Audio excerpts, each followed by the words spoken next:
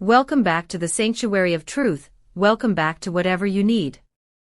We are the archivists of the unspoken, the observers of the details that slip through the cracks of the flashbulbs. If you have been searching for a place where celebrity culture is not just consumed but dissected with care and depth, you have found your home. Before we descend into the labyrinth of tonight's story, I invite you to become a permanent part of our community. Subscribe to the channel, ring the bell to stay ahead of the narrative, and if you wish to support the rigorous work we do here, consider clicking the join button. Your support allows us to keep the lights on and the stories deep. Tonight, we are pulling back the heavy velvet curtain on an event that was supposed to be a celebration but transformed, within hours, into a theater of speculation. We are talking about the private cast dinner for Ruzgarly Teep. It was meant to be a night of unity, a clinking of glasses to herald the arrival of the new season's most anticipated production. The cameras were positioned, the lighting was perfect, and the table was set. But as the shutter speeds clicked and the laughter echoed, a singular, gaping void turned the glow of the evening into a storm of unanswerable questions. Cemre Arda did not show up. And in her absence, Gökberk Yıldırım stood poised, polished, yet wrapped in an armor of silence that has set the industry ablaze. Was this merely a scheduling conflict, or are we witnessing the first cracks in the marble foundation of a rivalry? Get comfortable, pour yourself a drink, and let us unravel the threads of arrogance, tension, and the deafening power of an empty chair. The anticipation surrounding Ruzgarly Teep has been nothing short of electric. Even before the first frame was shot, the mere announcement of the casting sent shockwaves through the digital landscape. To bring together Gökberk Yıldırım and Cemre Arda is not simply a casting decision, it is a collision of two distinct gravitational fields. Both possess valid claims to the throne of the current television era, both command legions of loyalists, and both carry the weight of immense expectation. Therefore, this dinner was not just a meal. It was a symbolic coronation of their partnership. However, the script of the evening was rewritten the moment the guests began to arrive. The venue, bathed in the soft, golden hue of exclusivity, welcomed the cast one by one. But the lens of the public eye was fixed on finding one specific face. When Cemre Arda, the luminous half of this power duo, failed to materialize, curiosity did not just peak, it spiraled into a frantic investigation. Meanwhile, Gökberk Yıldırım arrived. He was front and center, impeccably dressed, offering the cameras a few curated smiles before slipping into a thoughtful, almost impenetrable quietude. His demeanor, usually interpreted as professional focus, was suddenly weaponized by the rumor mill. Without Cemre there to balance the equation, Gökberk's reserve was read as coldness. The first images posted before the appetizers were even served sparked a deluge of digital commentary. "Where is she?" became the chant of the night. Gökberk looks good, but is the air around him frozen? Are we witnessing a split before the union has even begun? These questions spread with a viral velocity that outpaced the official photographs. But we must pause and ask, why does a simple dinner become fuel for such a roaring fire? Because in the architecture of fame, presence is currency, and absence is a statement. When one half of a promised whole vanishes, the public imagination rushes in to fill the void with its darkest theories. I want to hear from you, the true experts of this community. Do you believe that a co-star's absence from a social event is a red flag, or are we simply projecting our own dramatic desires onto their professional lives? Let me know your theories in the comments below. To understand the explosion of rumors, we must look at the context that preceded this night. From the moment Ruzgarly Teep was announced, the conversation has been dominated by a singular question. How will their energies merge? We are dealing with two dominant forces. Gawkberg, known for his intense, internal method, and Cemre, known for her radiant, outward magnetism. In the days leading up to the dinner, Cemre gave an interview that, in retrospect, is being dissected like a forensic document. She praised Gökberk, saying, "Working with Gökberk is reassuring from a disciplined standpoint. He protects his space and his partner's space with real intention." On the surface, these are words of high praise. They speak of respect, boundaries, and professionalism. But the internet, in its infinite cynicism, read between the lines. Many claimed the tone felt like a polite distance, elegant, careful, but devoid of the warmth usually associated with romantic leads. It sounded like a treaty, not a love letter.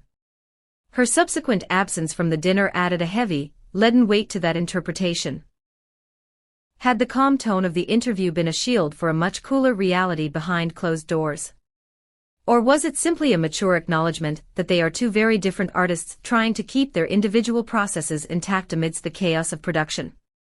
The empty chair at the dinner hardened the narrative of the distant couple. It provided a physical manifestation of the emotional gap fans feared existed. But is this distance a flaw, or is it the feature that will make Rivalry a masterpiece? Let us turn our gaze to the evening's other focal point, Gawkberg. He walked into that room carrying the weight of the show on his shoulders. He greeted his colleagues, he posed for the necessary documentation of the event, and then he pulled back. Insiders present at the dinner describe his behavior not as rude, but as deeply focused. He kept his conversations light, chose his moments of interaction with surgical precision, and let the rest of the chaotic energy unfold around him.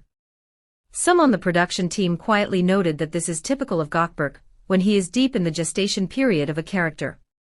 He becomes an observer, less eager to engage in the trivialities of small talk, and more willing to sit with the weight of the role he is about to inhabit. However, the public memory is short. Others contrasted this behavior with a more social, exuberant version of him seen on previous sets. The shift triggered a new wave of whispers. Was he diving too deep into the darker, broodier layers of his character for Rivalry? Or did the vibe of the room curdle because Cemre wasn't there to act as a counterweight to his intensity? And then, predictably, came the harshest tag of all, arrogance. A few voices in the digital sphere claimed he refused photos with certain staff members. However, those actually seated at the table countered that accusation immediately. He wasn't dismissive, one attendee told our sources. He just doesn't perform in crowded spaces. He keeps the focus tight. In a climate where perception is edited in real time, every subtle choice becomes a headline. A thoughtful pause looks like distance, a selective conversation looks like ego. Gawkberg, it seems, committed the crime of being introverted in an extroverted world. The idea of them being a distant couple did not arise overnight, but the dinner solidified it into a legend. Were the whispers of rivalry rooted in anything real? That question stole the show. The comment sections were flooded. They're both at the top, of course there's competition. Cemre doesn't want to be overshadowed. Gawkberg won't let the spotlight move. These comments multiplied, building a tower of conflict on a foundation of thin air. But what we heard from those close to the production offers a far more intriguing, and perhaps more artistic, explanation. In the early stretch of Rivalry, Gawkberg's character carries a deep, stormy narrative arc, while Cemre's trajectory is designed to build slowly, simmering before striking hard in the later episodes.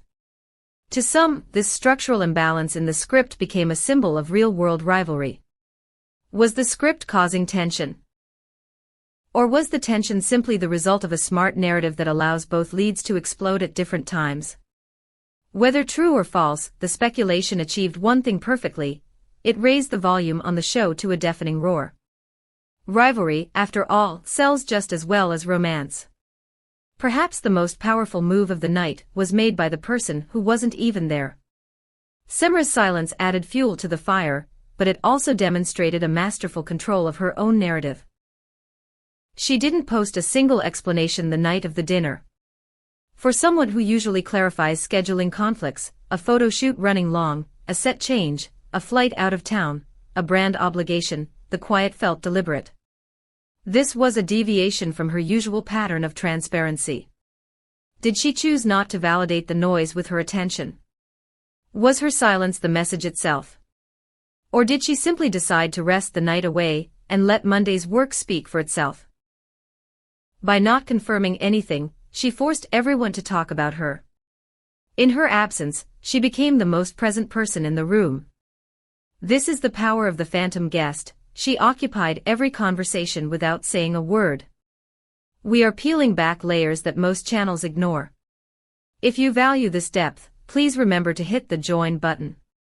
Your contribution helps us keep the channel independent and focused on the truth, not just the buzz.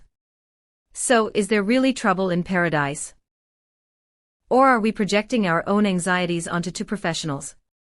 When you put the puzzle pieces together, their statements, the rhythm of the set, how each of them approaches the craft of acting, another explanation emerges, one far less scandalous but far more fascinating. There is no personal war. There are only two different creative speeds operating in the same space.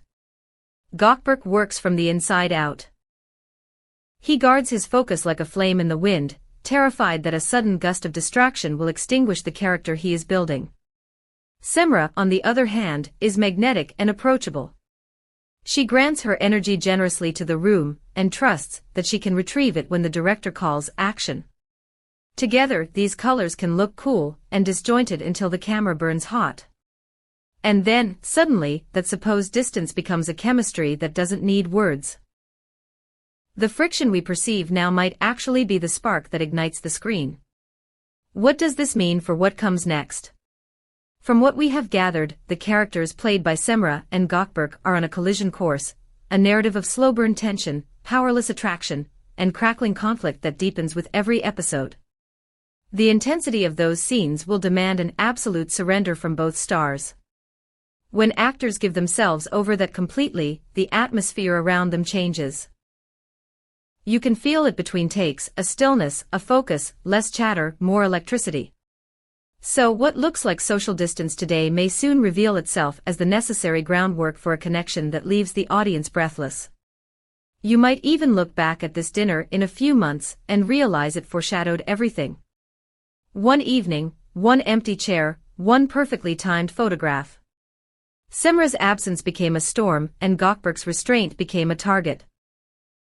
But maybe the only real story is this: they are building something precise. Something that needs time, intention, and the kind of discipline that doesn't explain itself every minute. The internet filled in the blanks with stories of frost and fire. But as the dust settles on that private dinner, we are left with a tantalizing prospect. When the curtain finally lifts on Rivalry Teep, we will see why it had to be this way. We will understand that the silence was not emptiness but preparation. The truth is often quieter than the headlines, but it is also infinitely more interesting. Because when calm endurance meets luminous presence, screens glow brighter. And that glow is coming. Thank you for journeying through the shadows of the industry with us today. If you enjoyed this deep dive, please like this video and share it with fellow fans who crave the real story. Don't forget to subscribe to Whatever You Need, and check out the Join button for exclusive access to our community. Until next time, keep your eyes on the details, because that is where the truth is hiding.